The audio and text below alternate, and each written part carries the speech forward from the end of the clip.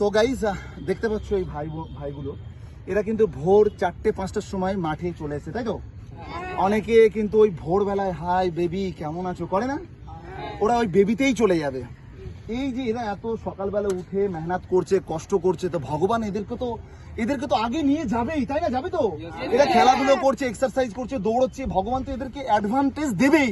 আর তোরা যে ঘুমিয়ে আছিস, মজা করছিস, পার্টি করছিস, বান্ধবীর সাথে ভোর অব্দি গল্প করছিস, সারা রাত জেগে SMS এ গল্প করছিস, তোরা তো চুলোর দৌড়ে যাবি ভাই। তোদের জীবনটা অনেকটাই টাফ হবে, কিন্তু এদের নয়।